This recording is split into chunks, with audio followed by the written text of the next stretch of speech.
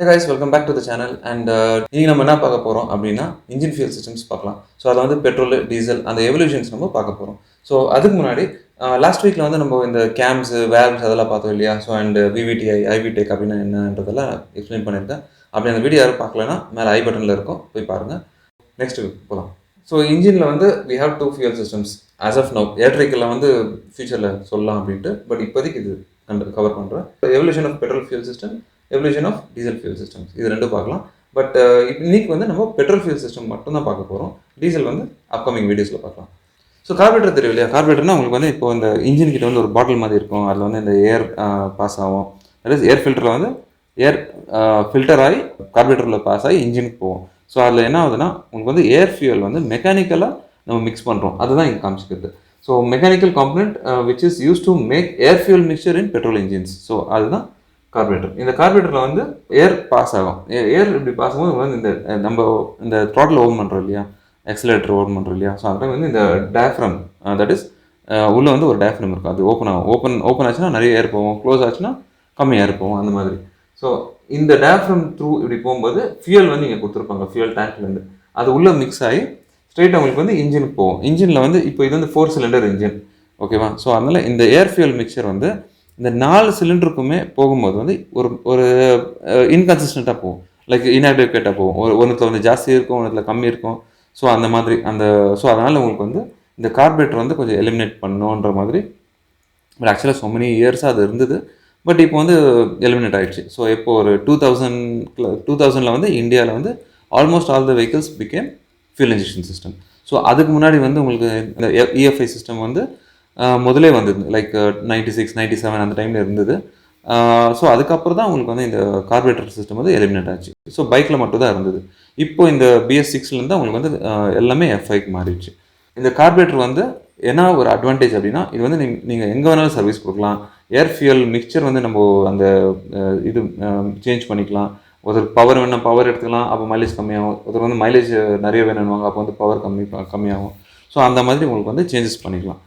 So next வந்து single port fuel injection. So அப்போ தான் உங்களுக்கு வந்து அந்த டெக்னாலஜி வந்து சேஞ்ச் ஆகி கார்பரேட்டரை எடுத்துகிட்டு உங்களுக்கு வந்து ஒரு இன்ஜெக்டர் கொடுத்தாங்க. ஸோ அந்த ஒரு இன்ஜெக்டர் என்ன ஆகுதுன்னா, இப்போ ஏர் இப்படி என்ட்ராது இல்லையா, இங்கே வந்து டோட்டல் பாடி இங்கே இருக்குது. நம்ம டோட்டல் எவ்வளோ எக்ஸ்லேட்டர் கொடுக்குறோம், இல்லை பைக்கோ காரோ எப்படி டோட்டல் கொடுக்குறோம், அது இங்கே ஓப்பன் ஆகுதுன்னா அதுக்கு முன்னாடி உங்களுக்கு வந்து இன்ஜெக்டர் கொடுத்துருப்பாங்க, ஃபியூல் இன்ஜெக்டர். அங்கே வந்து எலக்ட்ரானிக்கலாக இது ஒர்க் ஆகும். கார்பரேட்டர் வந்து மெக்கானிக்கலாக ஒர்க் ஆச்சு. இது வந்து எலக்ட்ரானிக்கல். இது வந்து ஒரு ECM அப்படின்னு ஒன்று இருக்கும், that is engine control module அப்படின்னு அர்த்தம். ஸோ இன்ஜின் வந்து எல்லாமே சென்சர்ஸ் எல்லாம் வச்சு அதுவே கண்ட்ரோல் பண்ணி உங்களுக்கு வந்து ஃபியூல் அந்த ஏருக்கு ஏற்ற மாதிரி ஃபியூல் கொடுக்கணும். இன்னும் வந்து வண்டி டெம்பரேச்சருக்கு ஏற்ற மாதிரி அந்த ஃபியூல் சப்ளை கொடுக்கும். So that is FI system. So இந்த எஃப்ஐல தான் உங்களுக்கு வந்து சிங்கிள் போர்ட், அதனால் சிங்கிள் ஃபியூல் இன்ஜெக்டர் வர்றதுனால எல்லா சிலிண்டருக்குமே இதில் வந்து உங்களுக்கு பவர், டார்க், ஃபியூல் எஃபிஷியன்சி, இது மூணுமே வந்து பர்ஃபார்மன்ஸ் அப்படின்னு சொல்லுவோம். இது வந்து கார்பரேட்டரோட கொஞ்சம் பெட்டராக இருக்கும். பட் எமிஷன்ஸ் கூட பெட்டர் தான். பட் ஆனாலும் கொஞ்சம் எமிஷன்ஸ் நிறைய இருந்தது. ஒரு சிலிண்டருக்குமே இன்அடிக்குவேட்டாக அந்த ஏர் ஃபியூல் மிக்சர் போகிறதுனால உங்களுக்கு வந்து பர்ஃபார்மன்ஸ் கொஞ்சம் ட்ராப் ஆகலாம். பட் என்னென்னா உங்களுக்கு வந்து இந்த கார்பரேட்டரை விட இது ஓகே, ஓரளவுக்கு ஓகே. பட் ஆனாலும் இது வந்து அந்த எமிஷன்ஸ் நிறைய கொடுக்குறதுனால இதை வந்து என்ன பண்ணாங்க, நெக்ஸ்ட் வந்து EFI அப்படின்னு பண்ணாங்க. So that is EFI, electronic fuel injection. So இதில் என்ன ஆகுதுன்னா உங்களுக்கு வந்து ஒரு சிலிண்டருக்குமே ஒரு இண்டிவிஜுவல் இன்ஜெக்டர்ஸ் இருக்கும். பட் முதல்ல அங்கே வந்து SPFIல வந்து த்ராட்டில் பாடிக்கு முன்னாடி கொடுத்துருந்தாங்க. இது வந்து த்ராட்டில் பாடிக்கு ஆன அப்புறம் வருது. ஸோ இது வந்து ஏர் மட்டும் தான் இங்கே வரும். இங்கே manifold, that is intake manifold. So individual electronic fuel injectors supply fuel to each cylinder directly in the intake manifold. So அந்த ஏர் வந்து இன்ஜின் சிலிண்டருக்குள்ளே என்ட்ரு ஆகிறதுக்கு முன்னாடி அங்கே மிக்ஸ் பண்ணிவிட்டு அனுப்புவாங்க. இது something like your indirect injection. So இது வந்து இன்ஜெக்ஷன் வந்து just before entering the engine it will happen. So அப்போ என்ன ஆகுதுன்னா உங்களுக்கு வந்து ஏர் ஃபியூல் மிக்சர் அங்கேயே வருது. But much more better than the SPFI R the carburettor. So ஆக்சுவலாக SPFI கொஞ்ச நாள் தான் இருந்தது. கார்பரேட்டர்லேருந்து இப்போ டேரெக்டாக EFI ஆன கணக்கு தான் அது ஆக்சுவலாக. ஸோ SPFI ஒரு ஐடியாவுக்கு தான் அவங்க சொல்லியிருக்கிறது. இது வந்து EFIல வந்து உங்களுக்கு ஒரு இன்ஜெக்டருமே ஒரு சிலிண்டருக்கு டெடிக்கேட்டாக இருக்கிறதுனால உங்களுக்கு வந்து ஏர் ஃபியூல் மிக்சர் ப்ரிசைஸாக இருக்கும். வெரி குட் ஆட்டோமைசேஷன் இருக்கும். அதில் வந்து உங்களுக்கு மிக்சிங் நல்லா ப்ரிசைஸாக இருக்கிறதுனால performance, so that is power, torque and fuel efficiency it's far better than the carburettor engines and the other ones. And emissions வந்து it's far better. So so very nice fuel burning, நல்ல fuel burning இருக்கிறதுனால உங்களுக்கு வந்து emissions நல்லாயிருக்கும். So இப்போ வரைக்கும் நம்மளுக்கு அந்த இஎஃப்ஐ இருக்குது. அண்ட் இப்போ தான் ஸ்லோவாக அவங்களுக்கு வந்து ஆப்ஷன் கொடுத்துருக்காங்க நிறைய வண்டிங்களில் இஎஃப்ஐ இல்லை. நெக்ஸ்ட் வந்து ஜிடிஐ அப்படின்னு ஒன்று இருக்குது, டர்போசார்ஜ் டைரக்ட் இன்ஜெக்ஷன் அப்படின்றது ஒன்று இருக்குது. ஸோ அது வந்து நம்ம என்னன்றதை நெக்ஸ்ட்டு பார்க்கலாம். இதுக்கும் ஜிடிஐக்கும் என்ன டிஃப்ரென்ஸ் அப்படின்னா, உங்களுக்கு வந்து இஎஃப்ஐயில் வந்து இன்டேக் மேனிஃபோல்டில் ஏர் ஃபியூயல் மிக்சர் ஆகுது. பட் ஆனால் ஜிடிஐயில் வந்து கேசோலின் டைரக்ட் இன்ஜெக்ஷன், இதில் வந்து சிலிண்டருக்குள்ளவே உங்களுக்கு ஏர் ஃபியூயல் மிக்சர் ஆகுது. ஓகேவா? So that is how it is. இப்போ நெக்ஸ்ட் டெக்னாலஜி என்ன வருது அப்படின்னா டர்போசார்ஜ் அப்படின்னு வருது. So turbocharge gasoline direct injection. So next வந்து டர்போசார்ஜ் கேசோலின் டைரக்ட் இன்ஜெக்ஷன் அப்படின்னு வருது. So that is the TGDI. நீங்கள் வந்து இந்த மஹிந்திரா வெஹிக்கல்ஸில் பார்க்கலாம், சம் கியா வெஹிக்கல்ஸில் பார்க்கலாம், டிஜிடிஐ அப்படின்னு போட்டிருப்பாங்க. So that is turbocharge gasoline direct injection. இதில் என்ன ஆகுதுன்னா உங்களுக்கு வந்து ஒரு டர்போசார்ஜர் கொடுத்துருப்பாங்க.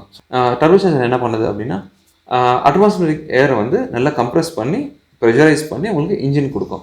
நடுவில் வந்து ஒரு இன்டர்கூலர் கொடுத்துருப்பாங்க. ஏன்னா டர்போசார்ஜர் வந்து அந்த ஹை ஸ்பீடில் ரன் ஆகுறதுனால உங்களுக்கு ஹாட் ஏர் ஆகிடும். ஸோ அந்த ஏர் வந்து ஹாட் ஆகிடுச்சுன்னா ஆக்சிஜன் டென்சிட்டி கொஞ்சம் கம்மியாக இருக்கும். ஸோ அதனால் வந்து இன்டர்கூலர் வழியாக கொடுத்துட்டிங்கன்னா திருப்பி அதை வந்து கூல் பண்ணி ஆக்சிஜன் லெவல்ஸை ஜாஸ்தி பண்ணி இன்ஜினுக்குள்ளே கொடுக்கும் போது உங்களுக்கு வந்து நல்ல பர்ஃபார்மன்ஸ் வரும்.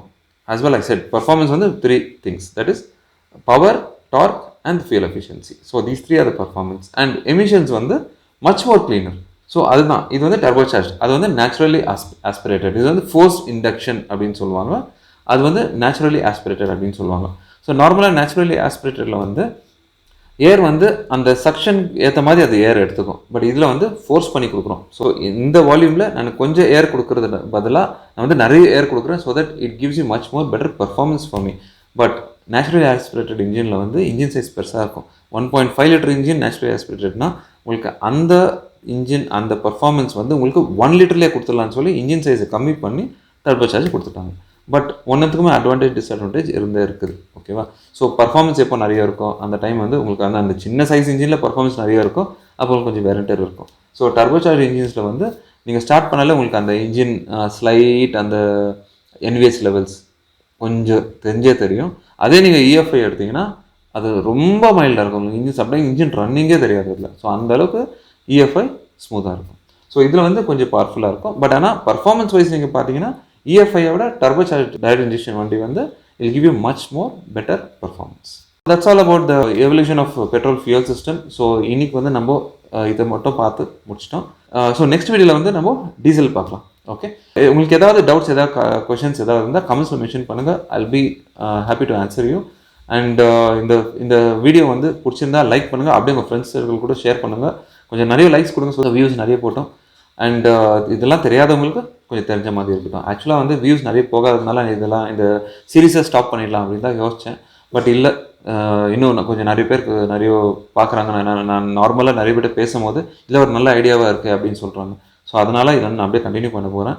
அண்ட் இது வந்து என்னோடய ஃபியூச்சர் ட்ரைனிங்ஸு இதெல்லாம் நான் யூஸ் பண்ண போகிறேன். ஸோ அதனால் I'm not going to stop this. இதை நான் கண்டினியூ பண்ண போகிறேன். பார்க்குறவங்க பாருங்கள். Okay, right. So see you in the next video. Take care.